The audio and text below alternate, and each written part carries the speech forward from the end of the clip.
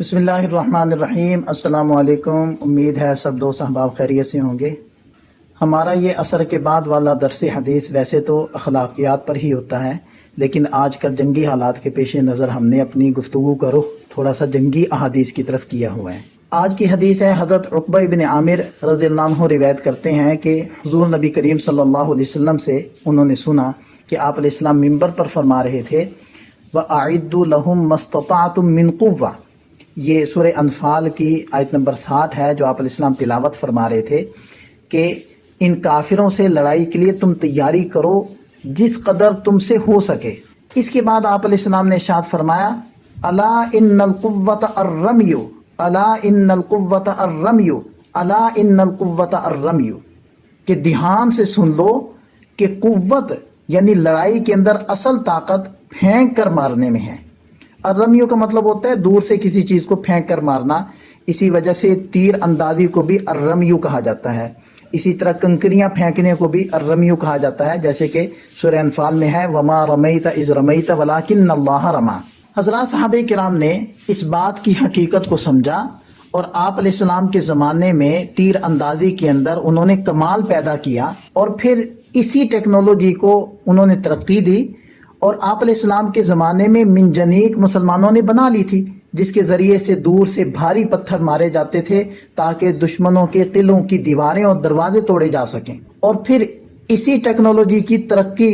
کے ساتھ ساتھ مسلمان اس تک پہنچے کہ بارود کو انہوں نے دریافت کیا اور پھر بارود بھر کر وہ منجنیق کے ذریعے سے پھینکا کرتے تھے، حتیٰ کہ اللہ تعالیٰ نے مسلمانوں کو ایک سلطنت عطا فرمائی پاکستان کی شکل میں، اور پاکستان نے اور یہاں کی فوج نے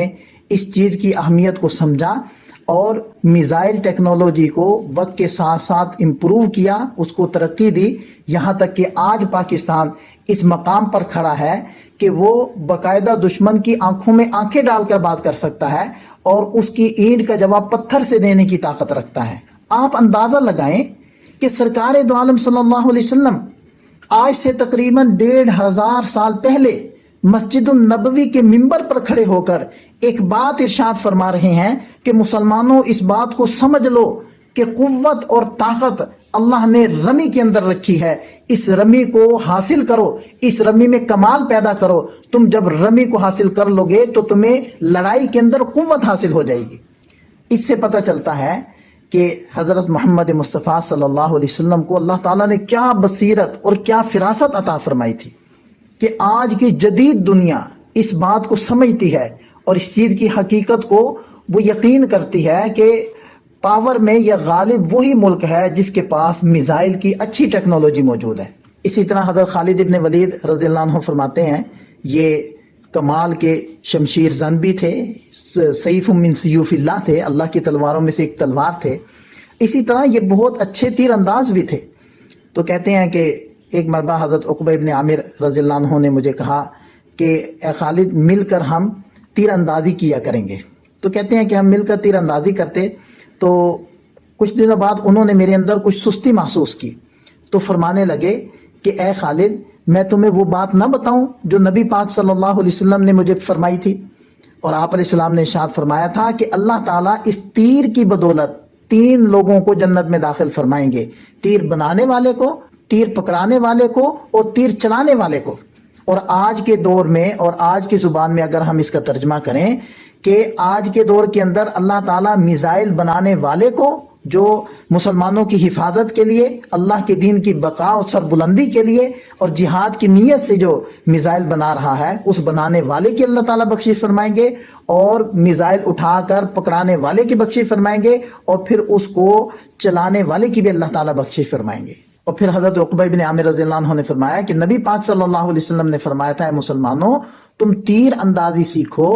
اور گھوڑ سواری سیکھو، اور تمہارا تیر اندازی سیکھنا میرے نزدیک تمہارے سوار ہونے سے زیادہ پسندیدہ ہے۔ آپ اندازہ لگائیں کہ حضرت عقبہ بن عامر رضی اللہ عنہ کی جب وفات ہوئی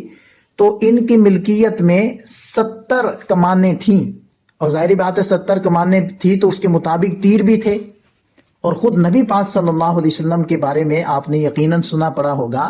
کہ جب آپ علیہ السلام دنیا سے تشریف لے جا رہے ہیں حضرت عائشہ صدیقہ رضی اللہ عنہ کے حجرے سے، تو ان کے پاس، حضرت عائشہ رضی اللہ عنہا کے پاس کھانے کے لیے مٹھی بھر جو بھی نہیں تھے، اور دیا جلانے کے لیے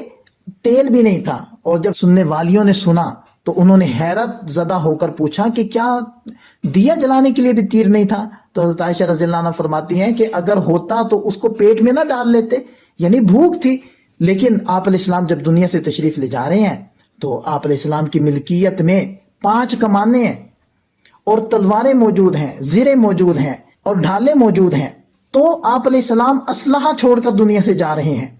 اور جائیداد کوئی نہیں بنائی ہوئی ہے، اور گھر کے اندر فراوانی کوئی نہیں ہے۔ کیا سکھایا اپنی امت کو؟ اپنی امت کو آپ علیہ السلام نے یہ سکھایا اپنے عمل سے کہ دنیا کے اندر مسلمان سروائیو تب کر سکتا ہے جب وہ جہاد کے ساتھ جڑا رہے، اپنی تیاری مکمل رکھے، اسلحہ سے لیس رہے، اور زمانے کی ٹیکنالوجی کو حاصل کرے اور اس کے اندر مہارت تامہ حاصل کرے۔ تو ہمیں